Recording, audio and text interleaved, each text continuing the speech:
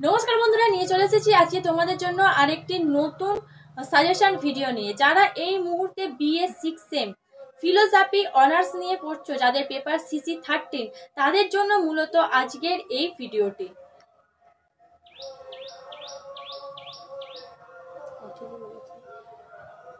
তো প্রথম যে কোয়েশ্চেনগুলি আমরা নিয়ে আলোচনা করব, অর্থাৎ এবছরের জন্য যে ইম্পর্টেন্ট সেই কোয়েশ্চেনগুলি নিয়ে কিন্তু আমরা আলোচনা করব।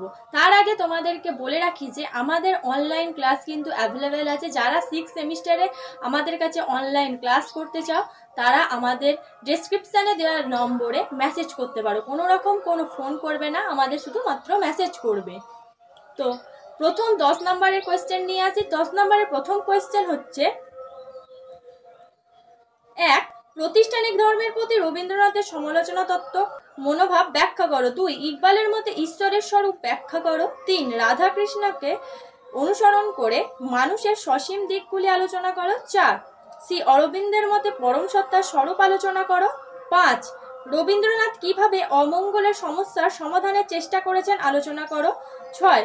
রাধাকৃষ্ণনকে অনুসরণ করে ধর্মীয় অভিজ্ঞতার বৈশিষ্ট্যসমূহ বিবৃত ও ব্যাখ্যা করো। 7. শ্রী অরবিন্দের মতে পরম সত্তার স্বরূপ আলোচনা করো।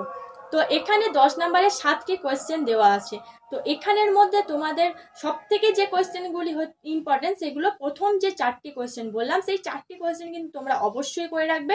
তার সাথে এই 3টি কোয়েশ্চেনও কিন্তু তোমাদের জন্য ইম্পর্টেন্ট। এরপরে আসছি 5 নম্বরের কোয়েশ্চেন নিয়ে। 5 নম্বরের প্রথম কোয়েশ্চেন হচ্ছে, 1. বিবেকানন্দের মতে ব্যবহারিক বেদান্তের ধারণাটির সংক্ষিপ্ত ব্যাখ্যা দাও।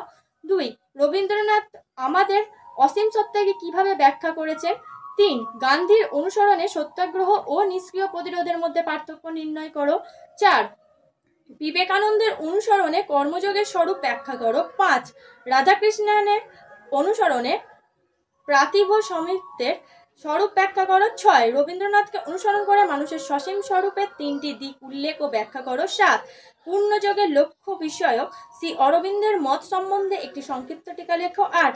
রবীন্দ্রনাথের অনুসরণে মানুষের মধ্যে উদ্বৃত্তের স্বরূপ ব্যাখ্যা করো। 9. রাজযোগ কি, বিবেকানন্দ কেন মনে করেন এই যোগ দুর্বলের জন্য নয়। 10. ইকবালের মতে আত্মার স্বরূপ ব্যাখ্যা করো। 11.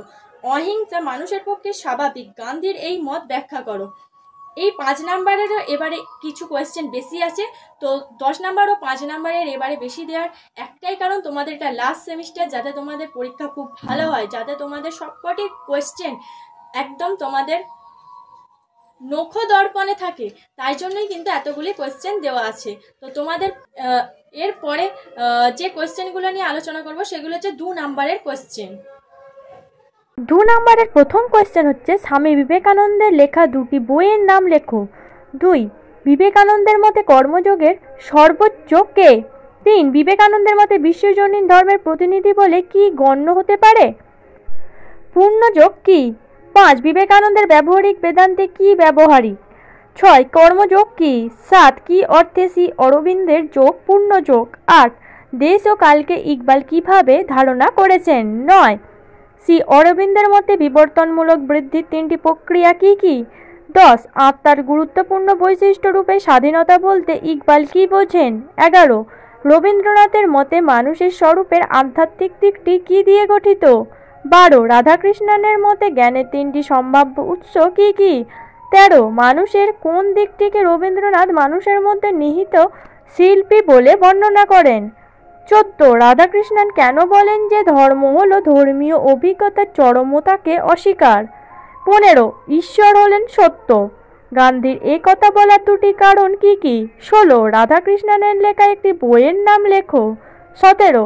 গান্ধী কেন সত্যকে পরম সত্তার সঙ্গে অভিন্ন বলে মনে করেন। শ্রী অরবিন্দ সংবরণ বলতে কি বোঝেন। 19. গান্ধী কেন মনে করেন যে প্রকৃত অর্থে নিরীশ্বরবাদী বলে কেউ নেই। 20. শ্রী অরবিন্দের মতে সৃষ্টির মূল নীতিটি কি। 21. ইকবালের মতে জগতের বাস্তবতা কি দিয়ে প্রকাশিত হবে। 22. শ্রী অরবিন্দকে অনুসরণ করে পরম সত্তার 7টি তন্ত্রী উল্লেখ করো। 23. ইকবাল অহং প্রবণতা দ্বারা কি বোঝাতে চেয়েছেন। 24. বিবেকানন্দ কথিত উপলব্ধির বিভিন্ন উপায় কি কি। 25. ইকবালের লেখা একটি বইয়ের নাম লেখো। ২৬ দ্য রিলিজিয়ন অব ম্যান গ্রন্থে রবীন্দ্রনাথ ধর্ম বলতে কি বুঝিয়েছেন? ২৭ আত্ম অতিক্রমণ বলতে রাধাকৃষ্ণান কি বোঝেন? ২৮ রবীন্দ্রনাথ কেন একথা বলেন যে ধর্মীয় জীবন হলো আত্ম উপলব্ধির জন্য আত্মত্যাগের জীবন? ২৯ রাধাকৃষ্ণানের মতে কোন শর্তগুলি মানুষের সসীম দিক নির্ধারণ করে? ৩০ মানুষের মধ্যে উদ্বৃত্ত বলতে রবীন্দ্রনাথ কি বোঝেন? তো তোমাদের এবারে কিছু কোয়েশ্চেন বেশি দেওয়া আছে, তোমাদের পরীক্ষার আগে কিন্তু কোয়েশ্চেন শর্ট করে দেওয়া হবে। তোমরা এখান থেকে ভালো করে সবকটি কোয়েশ্চেন করে রাখো, যাতে সবকটি কোয়েশ্চেন তোমাদের নখদর্পণে থাকে। তোমাদের কোয়েশ্চেন কিন্তু আরো শর্ট করে দেওয়া হবে। তো আপাতত এটাই সাজেশন। তো এরপরে ফাইনাল সাজেশন নিয়ে আবার তোমাদের সামনে আরেকটি নতুন ভিডিও নিয়ে চলে আসবো। তো আজকের ভিডিও আর বেশি বড় করছি না। তোমাদের যদি কোনো রকম অন্য কোনো পেপারের সাজেশন দরকার হয় বা কোনো পুরনো কোয়েশ্চেন পেপার দরকার হয়, তাহলে আমাদের কমেন্টে জানাতে পারো। আজকের ভিডিও এই পর্যন্তই। ধন্যবাদ সবাইকে। Junior education.